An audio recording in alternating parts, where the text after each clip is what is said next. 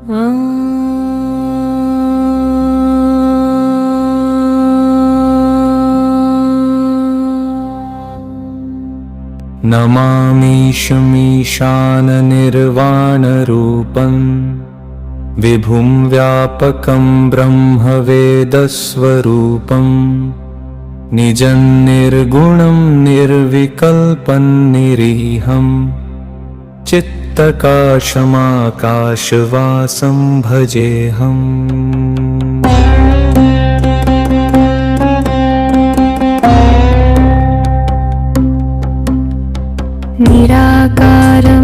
निराकारमोकारमूलं तुरीयं गिराज्ञानगोतीतमीशं गिरीशं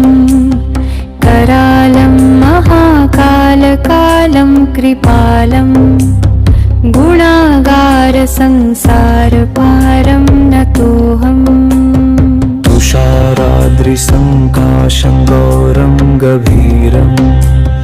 मनोभूतकोटिप्रभाश्रीशरीरं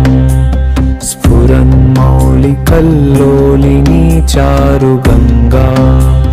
लसद्भालबालेन्दुकण्ठे भुजङ्गा। चल्कुण्डलं भूषणं सुनेत्रं विशालं प्रसन्नाननं नीलकण्ठं दयालं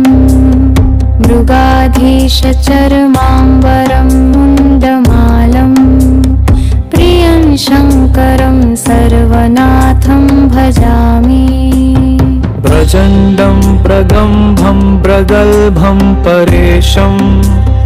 अखण्डं अजं भानुकोटिप्रकाशं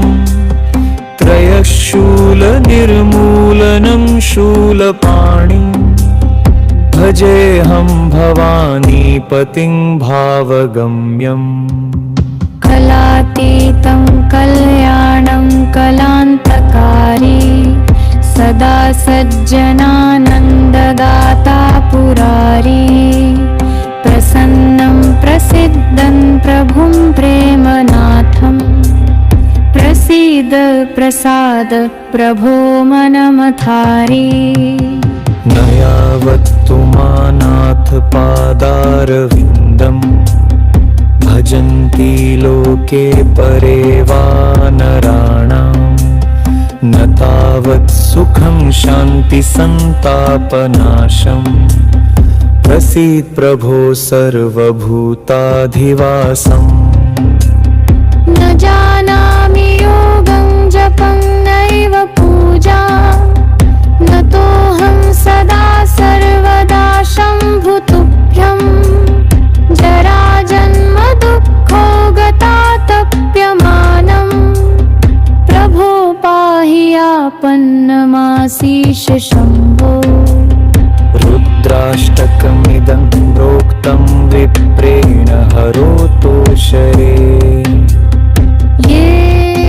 पठन्ति नरा भक्त्या तेषां शम्भुः प्रसीदति।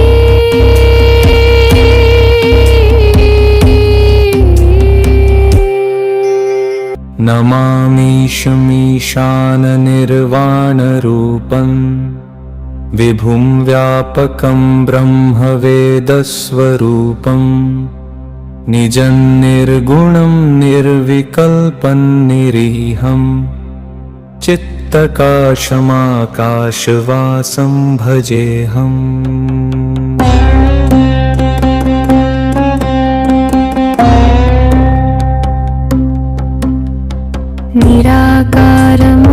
निराकारमोकारमूलं तुरीयं गिराज्ञानगोतीतमीशं गिरीशं करालं महाकालकालं कृपालं गुणागारसंसारपारं नतोऽहम्। तुषाराद्रिसङ्काशं गौरं गभीरं मनोभूतकोटिप्रभाश्रीशरीरं स्फुरन्मौलिकल्लोलिनी चारुगङ्गा लसद्भालबालेन्दु शलेन्दुकण्ठे भुजङ्गा चल्कुण्डलं भूषणं सुनेत्रं विशालं प्रसन्नाननं नीलकण्ठं दयालं मृगाधीशचर्माम्बरं मुण्डमालं प्रियं शङ्करं सर्वनाथं भजामि प्रचण्डं प्रगम्भं प्रगल्भं परेशम् अखण्डं अजं भानुकोटिप्रकाशम् त्रयशूलनिर्मूलनं शूलपाणिं भजेऽहं भवानीपतिं भावगम्यम् कलातीतं कल्याणं कलान्तकारी सदा सज्जनानन्ददाता पुरारी प्रसन्नं प्रसिद्धं प्रभुं प्रेमनाथं प्रसीद प्रसाद प्रभो मनमथारी न यावत्तु मानाथ पादारविन्दम् भजन्ति लोके परे वा नराणाम् न तावत् सुखं शान्ति सन्तापनाशम् प्रसीद प्रभो सर्वभूताधिवासम् न जानामि योगं जपं नैव पूजा न तोऽहं सदा सर्वदा शम्भुतुभ्यं जराजन्म दुःखो गतातप्यमानं प्रभो पाहि आपन्नमाशीष शम्भो रुद्राष्टकमिदं प्रोक्तं विप्रेण हरोतोषरे ये पठन्ति नरा भक्त्या तेषां शम्भुः प्रसीदति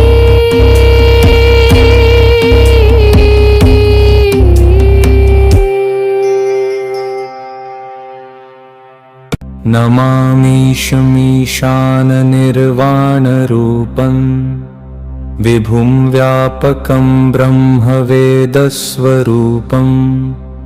निजं निर्गुणं निर्विकल्पं निरीहं चित्तकाशमाकाशवासं भजेऽहम्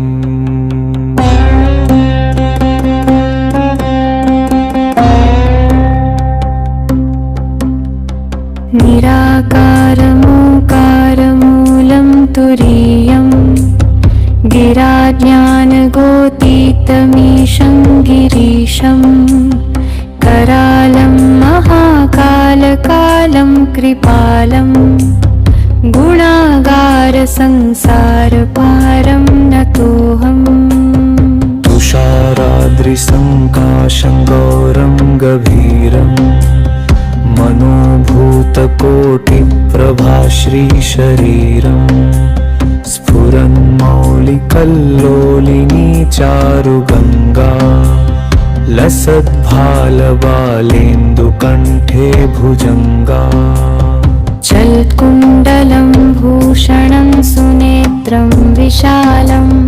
प्रसन्नाननं नीलकण्ठं दयालं मृगाधीशचर्माम्बरं मुण्डमालं प्रियं शङ्करं सर्वनाथं भजामि प्रचण्डं प्रगम्भं प्रगल्भं परेशम् अखण्डं अजं भानुकोटिप्रकाशम्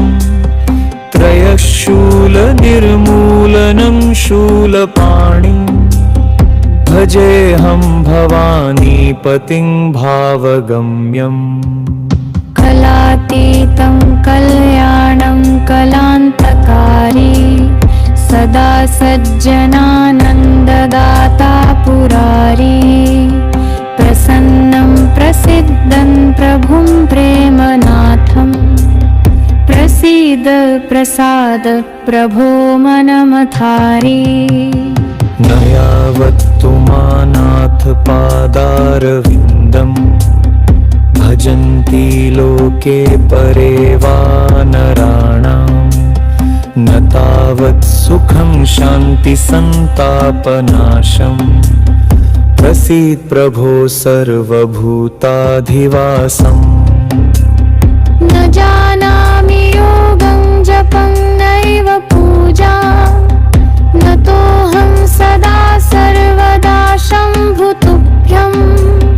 जराजन्म दुःखो गतातप्यमानं प्रभो पाहि आपन्नमासीष शम्भो रुद्राष्टकमिदं प्रोक्तं विप्रेण हरोतो शरे ये पठन्ति नरा भक्त्या तेषां शम्भुः प्रसीदति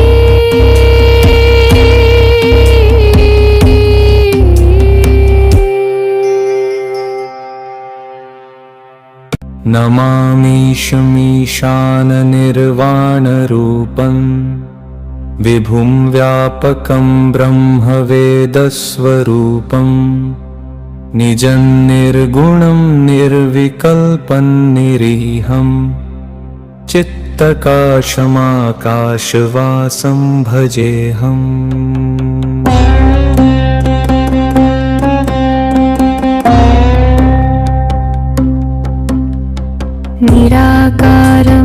निराकारमोकारमूलं तुरीयं गिराज्ञानगोतीतमीशं गिरीशं करालं महाकालकालं कृपालं गुणागारसंसारपारं नतोऽहम् तुषाराद्रिसङ्काशं गौरं गभीरम् मनोभूतकोटिप्रभाश्रीशरीरम् स्फुरन्मौलिकल्लोलिनी चारुगङ्गा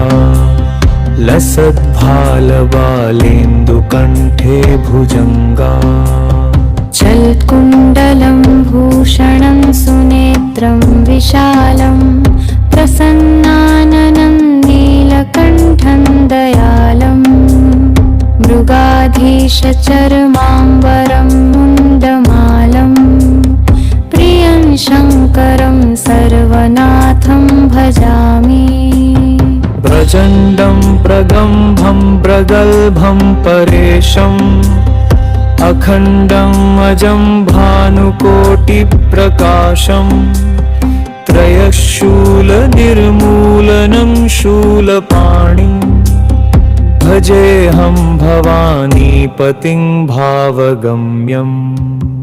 कलातीतं कल्याणं कलान्तकारी सदा सज्जनानन्ददाता पुरारी प्रसन्नं प्रसिद्धं प्रभुं प्रेमनाथं प्रसीद प्रसाद प्रभो मनमथारी न यावत्तु मानाथ पादारविन्दम् भजन्ति लोके परे वा नराणाम् न तावत् सुखं शान्ति सन्तापनाशम् प्रसीद प्रभो सर्वभूताधिवासम् न जानामि योगं जपं नैव पूजा न तोऽहं सदा सर्वदा शम्भुतुभ्यं जराजन्म दुःखो गतातप्यमानं प्रभो पाहि आपन्नमासीष शम्भो रुद्राष्टकमिदं प्रोक्तं विप्रेण हरोतो शरे ये पठन्ति नरा भक्त्या तेषां शम्भुः प्रसीदति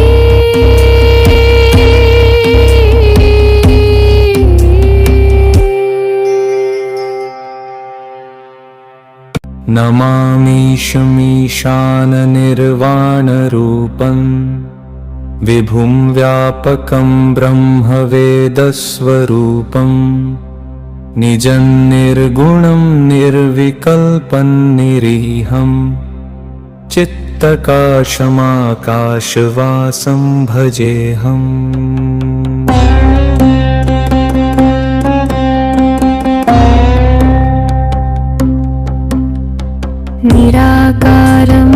निराकारमोकारमूलं तुरीयं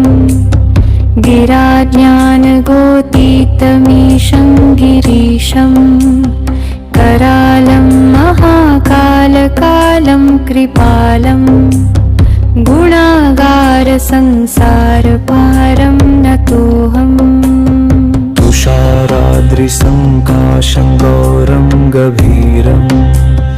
मनोभूतकोटिप्रभाश्रीशरीरं स्फुरन्मौलिकल्लोलिनी चारुगङ्गा लसद्भालबालेन्दुकण्ठे भुजङ्गा।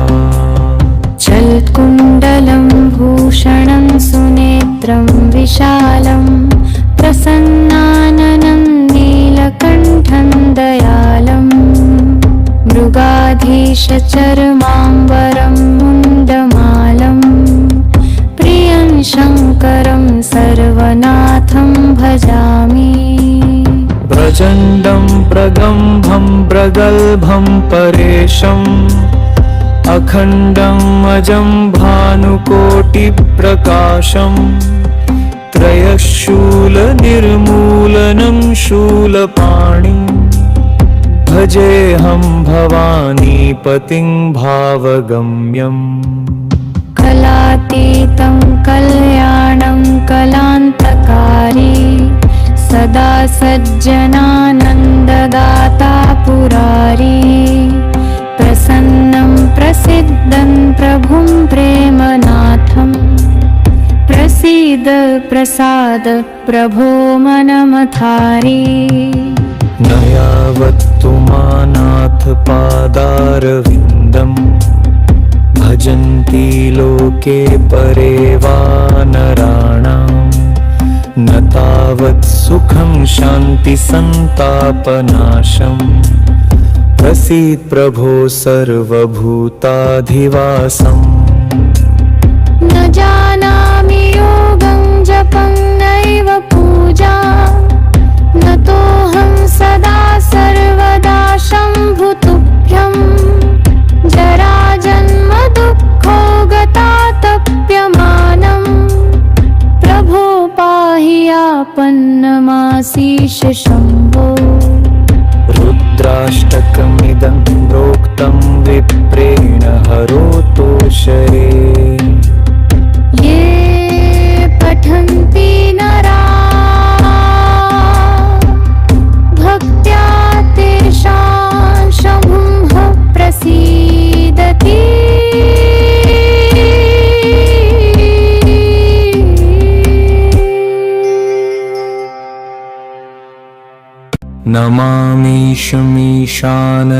नमामीशमीशाननिर्वाणरूपं विभुं व्यापकं ब्रह्मवेदस्वरूपं निजं निर्गुणं निर्विकल्पं निरीहं चित्तकाशमाकाशवासं भजेऽहम्।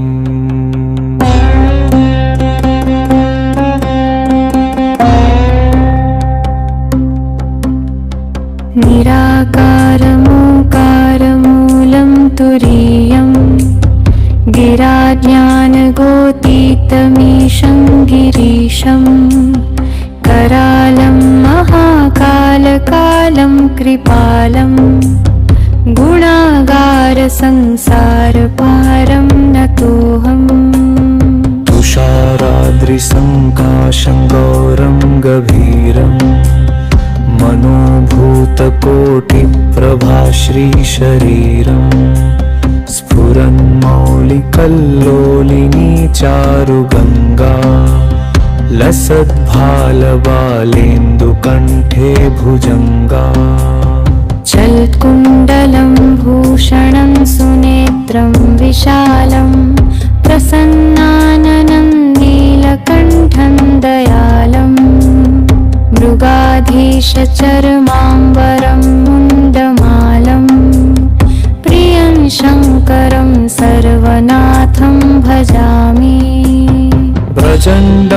नीलकण्ठनीलगम्भं प्रगल्भं परेशम् अखण्डम् अजं भानुकोटिप्रकाशम् त्रयशूलनिर्मूलनं शूलपाणिम् भजेऽहं भवानीपतिं भावगम्यम् कलातीतं कल्याणं कलान्तकारी सदा सज्जनानन्ददाता पुरारी प्रसन्नं प्रसिद्धं प्रभुं प्रेमनाथम् प्रसीद प्रसाद प्रभो मनमथारी न यावत्तु मानाथ पादारविन्दम् भजन्ति लोके परे वा नराणाम् न तावत् सुखं शान्ति सन्तापनाशम् प्रसीद प्रभो सर्वभूताधिवासम् न जानामि योगं जपं नैव पूजा न तोऽहं सदा सर्वदा शम्भुतुभ्यं जराजन्म दुःखो गतातप्यमानम् प्रभो पाहि आपन्नमाशीष शम्भो रुद्राष्टकमिदं प्रोक्तं विप्रेण हरोतो शरे ये पठन्ति नरा भक्त्या तेषां शम्भुः प्रसीदति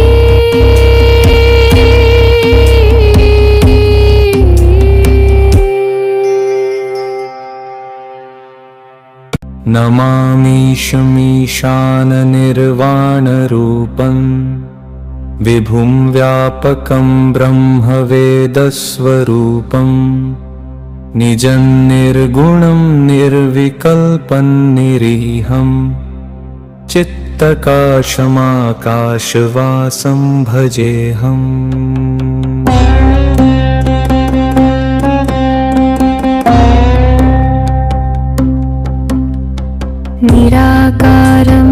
निराकारमोकारमूलं तुरीयम्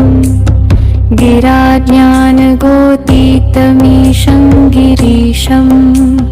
करालं महाकालकालं कृपालं गुणागारसंसारपारं नतोऽहम् तुषाराद्रिसङ्काशं गौरं गभीरम् मनोभूतकोटिप्रभाश्रीशरीरम् स्फुरन्मौलिकल्लोलिनी चारुगङ्गा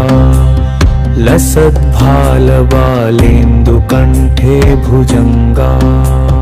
चल्कुण्डलं भूषणं सुनेत्रं विशालं प्रसन्नाननं नीलकण्ठं दयालम् मृगाधीशचर्माम्बरं मुण्डमालं प्रियं शङ्करं सर्वनाथं भजामि प्रचण्डं प्रगम्भं प्रगल्भं परेशम् अखण्डम् अजं भानुकोटिप्रकाशम् त्रयशूलनिर्मूलनं शूलपाणिम् भजेऽहं भवानीपतिं भावगम्यम् कलातीतं कल्याणं कलान्तकारी सदा सज्जनानन्ददाता पुरारी प्रसन्नं प्रसिद्धं प्रभुं प्रेमनाथम् प्रसीद प्रसाद प्रभो मनमथारी न यावत्तु मानाथ पादारविन्दम् भजन्ति लोके परे वा नराणाम् न तावत् सुखं शान्ति सन्तापनाशम् प्रसीद प्रभो सर्वभूताधिवासम् न जानामि योगं जपं नैव पूजा न तोऽहं सदा सर्वदा शम्भुतुभ्यं जराजन्म दुःख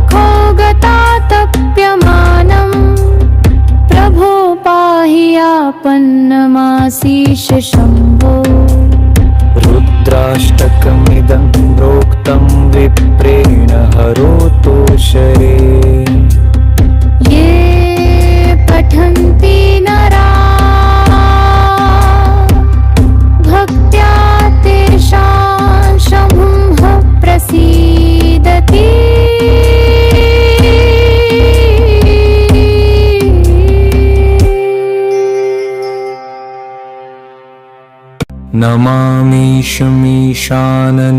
नमामीशमीशाननिर्वाणरूपं विभुं व्यापकं ब्रह्मवेदस्वरूपं निजं निर्गुणं निर्विकल्पं निरीहं चित्तकाशमाकाशवासं भजेऽहम्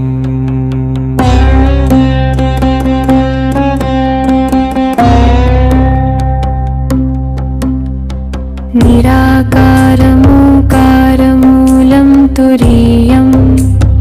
गिराज्ञानगोतीतमीशं गिरीशं करालं महाकालकालं कृपालं गुणागारसंसारपारं नतोऽहम् तुषाराद्रिसङ्काशं गौरं गभीरम् मनोभूतकोटिप्रभाश्रीशरीरं स्फुरन्मौलिकल्लोलिनी चारुगङ्गा लसद्भालबालेन्दुकण्ठे भुजङ्गा चल्कुण्डलं भूषणं सुनेत्रं विशालं प्रसन्नाननं नीलकण्ठं दयालम् मृगाधीशचर्माम्बरं मुण्डमालं प्रियं शङ्करं सर्वनाथं भजामि प्रचण्डं प्रगम्भं प्रगल्भं परेशम् अखण्डम् अजं भानुकोटिप्रकाशम् त्रयशूलनिर्मूलनं शूलपाणिम् भजेऽहं भवानीपतिं भावगम्यम् कलातीतं कल्याणं कलान्तकारी सदा सज्जनानन्ददाता पुरारी प्रसन्नं प्रसिद्धं प्रभुं प्रेमनाथं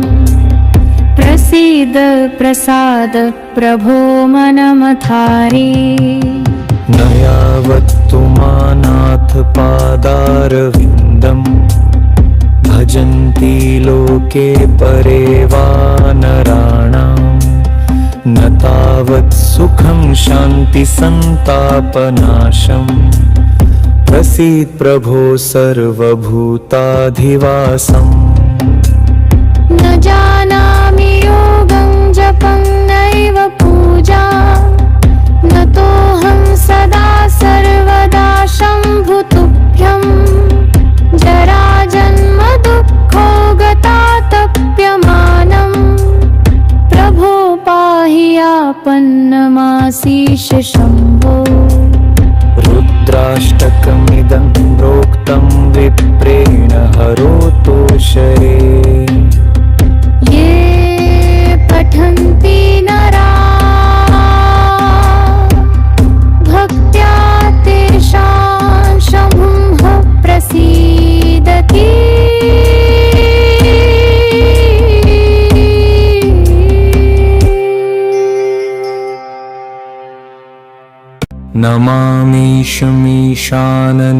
नमामीशमीशाननिर्वाणरूपं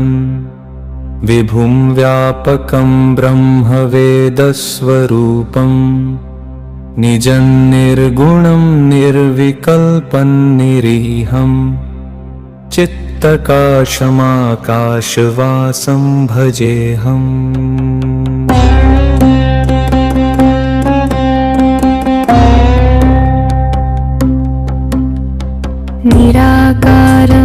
निराकारमोकारमूलं तुरीयं गिराज्ञानगोतीतमीशं गिरीशं करालं महाकालकालं कृपालं गुणागार गुणागारसंसारपारं नतोऽहम् तुषाराद्रिसङ्काशं गौरं गभीरं मनोभूतकोटिप्रभाश्रीशरीरं स्फुरन्मौलिकल्लोलिनी चारुगङ्गा लसद्भालबालेन्दुकण्ठे भुजङ्गा चल्कुण्डलं भूषणं सुनेत्रं विशालं प्रसन्नाननं नीलकण्ठं दयालं मृगाधीशचर्माम्बरं मुण्डमालं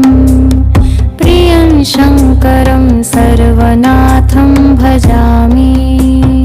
प्रचण्डं प्रगम्भं प्रगल्भं परेशम् अखण्डं अजं भानुकोटिप्रकाशं त्रयशूलनिर्मूलनं शूलपाणिं भजेऽहं भवानीपतिं भावगम्यम् कलातीतं कल्याणं कलान्तकारी सदा सज्जनानन्ददाता पुरारी प्रसन्नं प्रसिद्धं प्रभुं प्रेमनाथं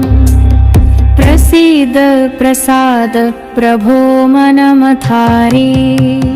न यावत्तु मानाथ पादारविन्दम् भजन्ति लोके परे वा नराणाम् न तावत् सुखं शान्ति सन्तापनाशम् प्रसीद प्रभो सर्वभूताधिवासम् न जानामि योगं जपं नैव पूजा नतोऽहं सदा सर्वदा शम्भुतुभ्यं जराजन्म दुःखो गतातप्यमानं प्रभो पाहि आपन्नमाशीष शम्भो रुद्राष्टकमिदं प्रोक्तं विप्रेण हरोतोषरे ये पठन्ति नरा भक्त्या तेषां शम्भुः प्रसीदति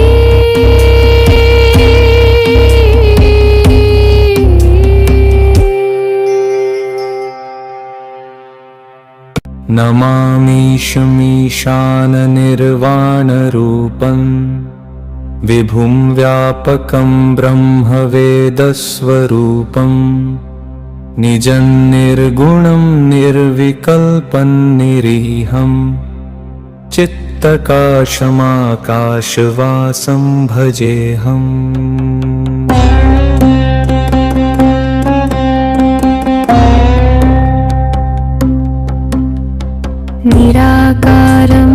निराकारमोकारमूलं तुरीयं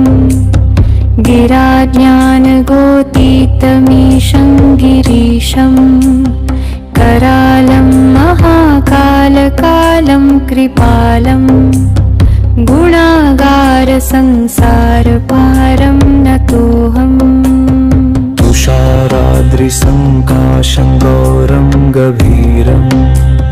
मनोभूतकोटिप्रभाश्रीशरीरं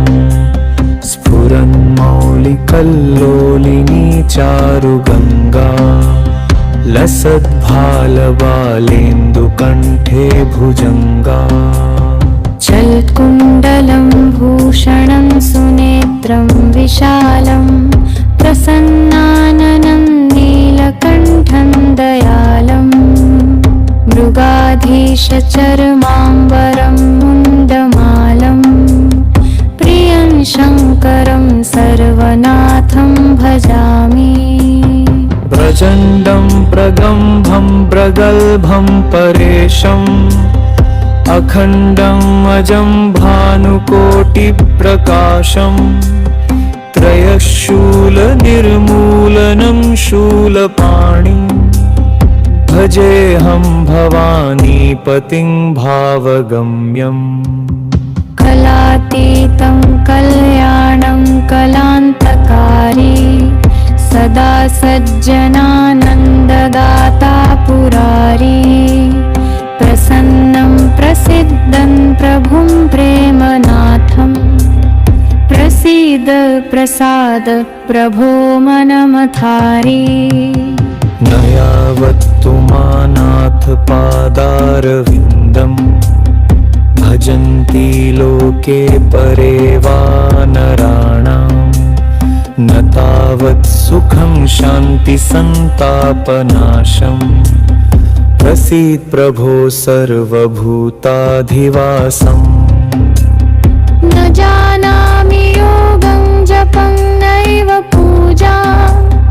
न तोऽहं सदा सर्वदा शम्भुतुभ्यं जराजन्म दुःखो गतातप्यमानम् प्रभो पाहि आपन्नमाशीष शम्भो रुद्राष्टकमिदं प्रोक्तं विप्रेण हरोतोषरे ये पठन्ति नरा भक्त्या तेषां शम्भुः प्रसीदति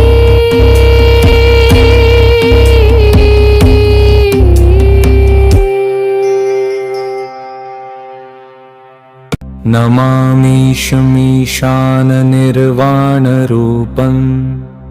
विभुं व्यापकं ब्रह्मवेदस्वरूपं निजं निर्गुणं निर्विकल्पं निरीहं चित्तकाशमाकाशवासं भजेऽहम्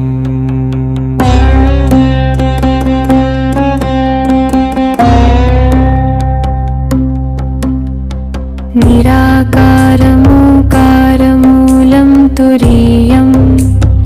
गिराज्ञानगोतीतमीशं गिरीशं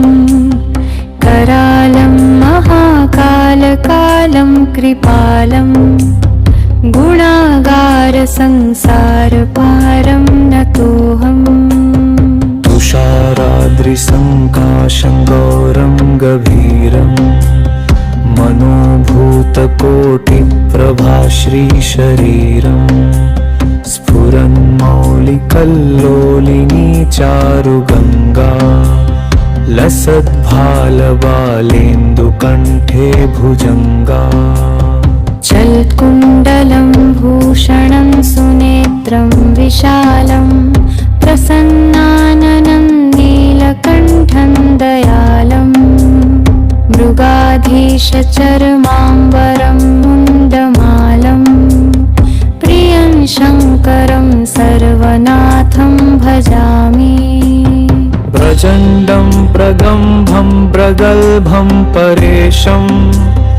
अखण्डं अजं भानुकोटिप्रकाशम् त्रयशूलनिर्मूलनं शूलपाणिं भजेऽहं भवानीपतिं भावगम्यम् कलातीतं कल्याणं कलान्तकारी सदा सज्जनानन्ददाता पुरारी प्रसन्नं प्रसिद्धं प्रभुं प्रेमनाथम् प्रसीद प्रसाद प्रभो मनमथारी न यावत्तु मानाथ पादारविन्दम् भजन्ति लोके परे वा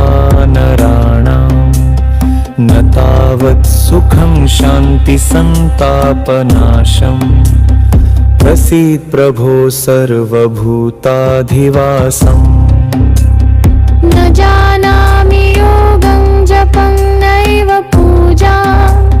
न तोऽहं सदा सर्वदा शम्भुतुभ्यं